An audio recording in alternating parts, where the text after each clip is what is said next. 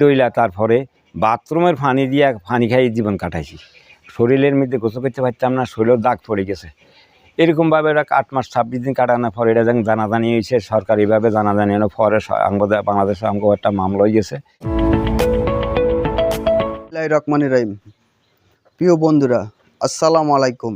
আমি সোহাগ, সবাইকে স্বাগতম জানাচ্ছি। আজকে আমরা এমন এক ভাইয়ের গল্প শুনব, যিনি ইরাকে কি পরিমাণ অত্যাচার হয়েছে সে নিয়ে আজ আমরা কথা বলবো। চলুন কথা না বাড়িয়ে ভাইয়ের কাছ থেকে বিস্তারিত নেই। আর হ্যাঁ, আমাদের গল্প ভালো লাগলে আপনাদের লাইক কমেন্ট শেয়ার দিয়ে আমাদের সাথে থাকার। ওয়ালাইকুম, আমি আব্দুল মান্নান। আমার গ্রাম নওয়াপুরা, আমার পোস্ট অফিস খাদিরা লক্ষ্মীপুর, থানা কচুয়া।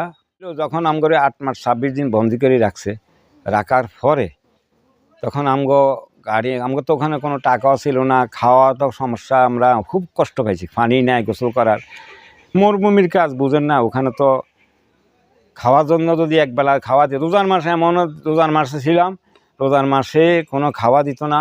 এই অল্প কটা ভাত দিয়ে রাত্রে কী করতাম, পানি ডইলা তারপরে বাথরুমের পানি দিয়ে পানি খাই জীবন কাটাইছি। শরীরের মধ্যে গোসল করতে পারতাম না, শরীরেও দাগ পড়ে গেছে।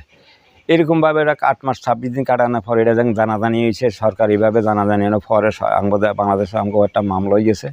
হওয়ার পরে এই আর কোনো মামলা হইলে কী বল, যে অ্যাম্বাসাডার যাইয়া মানে বিভিন্ন সান্ত্বনা আমগরে দিয়ে আইলে আবার ওই ইরাকে যে দালালরা আমগরে নিছে, নেওয়ার পরে দালালরা আমগরে ওখানে না যাবে বন্দি করে রাখছে। ওই দালালগুলোর লগে অ্যাম্বাসাডারের লগে খুব একটা মিল।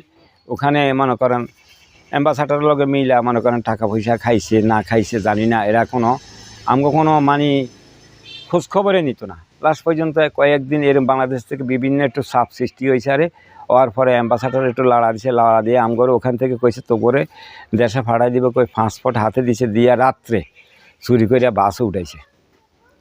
এর ফাঁকে আমগো 14 জনরে বাইসা লই গেছে, তোমরা দেশে ফাটামো, তোমরা আসো আমার সাথে আসো। এরকম আমগরে পাসপোর্ট দেখাই, তারপরে আমগরে করছে, এই বাসে উঠাইছে। উঠাই নিয়ে এই আপনার নাজাব শহর আর কি নিচে নিয়ে বহুত আগের একটা বিল্ডিং, এটার ভিতরে ভাঙ্গিয়া চুরিয়া গেছে। এবং ওই যে বোম্বিং করছে, বোম ফড়ি ভাঙ্গি চুরি গেছে। আর ওখানে ফয়খানা ভরা, কোনো পরিষ্কার নাকি, ওখানে রাখছে 14 জনরে 3 দিন রাখছে। রাইখা ওখানে চাইছে, বিভিন্ন রকম টর্চারিং করছে। তারপরও তাকে আল্লাহর হুকুম অনেক কষ্ট হিসেবে বাঁচিয়ে আইছি। আসার পরে বিভিন্ন জায়গার থেকে, এম্বাসির থেকে, বাংলাদেশ থেকে, গার্জিয়ান পক্ষের থেকে যেন যাইতো, যাওয়ার পরে ওখানে একটু যেন কড়া করে দিল তো এম্বাসি আবার ওখানে যাইয়া একটু আমগজন একটু করতে আর কি। যাক, ওই দেশের দালালের লগে মিল করে আমগরে তখন ছাপ কম দিত, মাইদের কম করতো।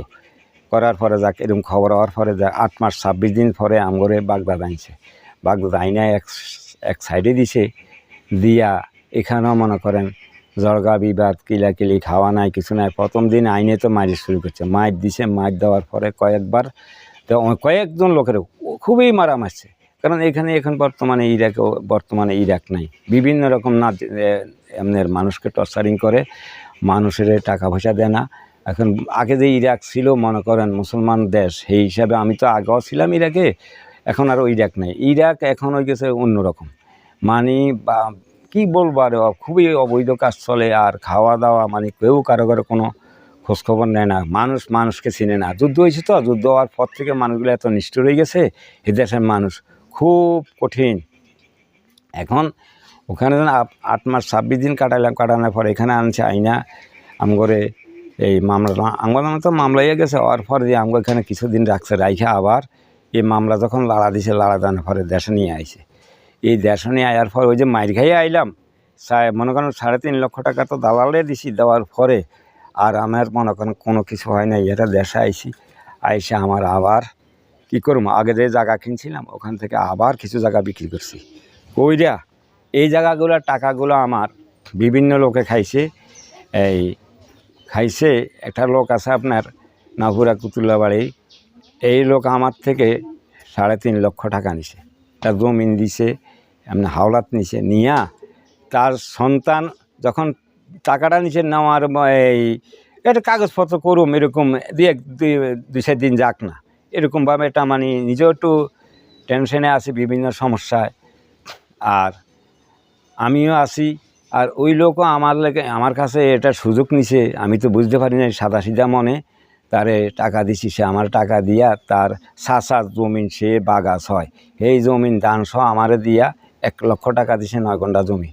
আর এক জায়গায় আমার একটা টাকা ছিল, জমিন ছুটছে কন্ডিশন, ওইখান থেকে 30,000 টাকা ছিল জাকির করি এক ছেলের নাম, বাড়ি ফাঁসের, তার ফাঁসের দোকানদার, বাড়ি দোকানও আছে তার থেকে আসলে 30,000 টাকা। এই 30,000 টাকা নিচে হাওলাত, আর এই টাকাটা দেওয়ার সময় সে পায় নাই।